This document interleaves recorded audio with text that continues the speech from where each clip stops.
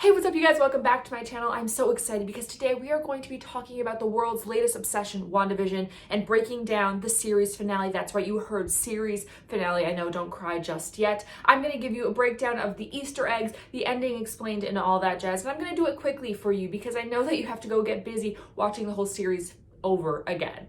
All right, let's do it right off the bat. You heard me say series finale, and that's right. If you look at the title of this last episode, it's series finale. Now, we know that that means that this story might not continue again in this traditional landscape, but we might have a shoot-off series or another movie. It has been talked in the works with the company, or it might just be a case where Marvel says the series finale and then brings it back just to trick us. I would not be surprised, and I actually heard have some rumblings of that, so might happen.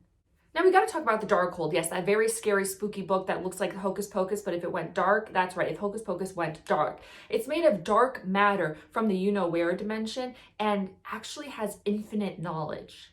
This is a very serious book. All the names are very scary. The alternate names, that's right, the Darkhold is just one of the very spooky names. Not only does it have infinite knowledge, it's full of ancient spells that can even bring back the dead. This could be a clue as to how the witches were immortal or how Agatha just keeps getting stronger with age. This book is such a big deal that even Red Skull and Nick Fury himself couldn't find it. And everyone who has an encounter with it, it changes appearance and also changes the language to make the user able to read it so that I can suck it into its dark, dark purpose. I bet Winifred wished she had this one. One of my favorite parts of this series is that we find out that Pietro was actually an actor named, wait for it, Ralph Bohner. That's right, they really went for that joke, didn't they? That must have been a hard choice. I'm sorry.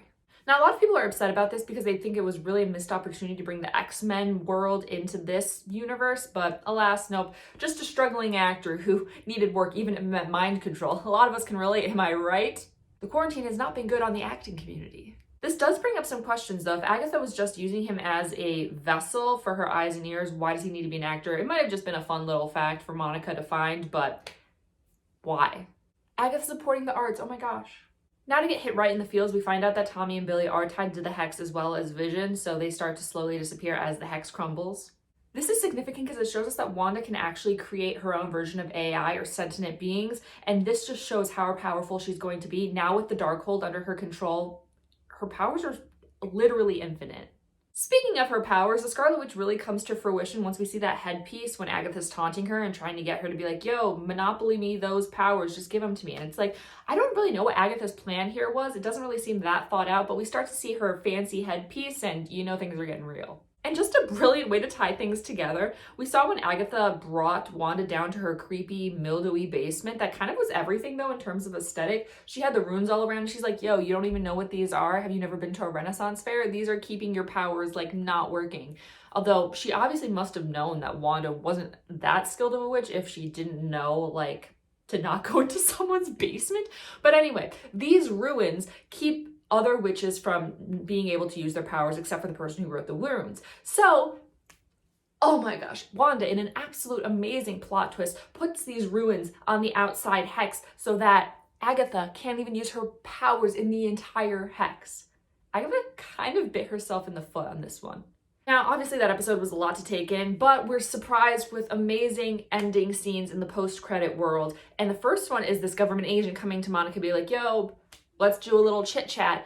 And then they're like, yo, so we need you to go to space to hang out with one of your mom's friends. And it's like, we know who her mom's friend was. Okay, she had like one friend that we really knew of, and even she was like in and out of her life. But we know it's Captain Marvel, which is an amazing take into Captain Marvel tool that will be coming out. And I'm excited to see more of Monica's character. Not only is she super powerful, but the actress is just incredible, and I'm really excited to see where it goes. Now on to Wanda herself. We see her on this mountain just like going on a retreat, living her best yoga life. She's sipping tea, enjoying just being alone for once, not having to mentally control a billion people, am I right?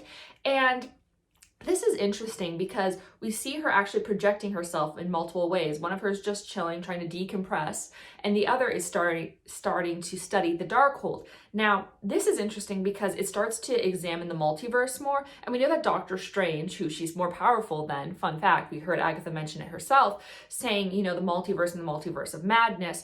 That means that there could technically be a multiverse or a reality where her sons do exist, but it becomes a little tricky because these are not the same sons that would have existed in the Hex because it's different realities. Before I close out, I just wanted to share the part of the finale that really hit me the most, which was where Wanda was surrounded by the people who lived in Westview that she'd been controlling, and they were talking about how they were experiencing her nightmares and how they would rather take a long dirt nap than be under her mind control, which makes sense. It honestly was a pretty dark premise, but just imagine how much pain Wanda's going through. Not only has she lost her brother, her beau, her children that, you know, she created, but still she created, and now she has to deal with the guilt from all of this. I mean, Wanda's such an incredibly strong character. I think she's got a lot of like levels that I'm really excited to see explored in the future. And what movies is she going to go into? Is she going to have her own series? I don't know. These are all the questions I want to know about. I think WandaVision had such a good balance of really light, jovial, bewitched humor, which actually really tugged at my heartstrings and sucked me in, to the dark concept of creating humanity, mind control, and all that jazz. So what did you think of WandaVision? And are you excited to see where Scarlet Witch goes next? What are your predictions? If you like this video, be sure to subscribe because I put out new videos every single week and it helps me a whole bunch. Subscribe.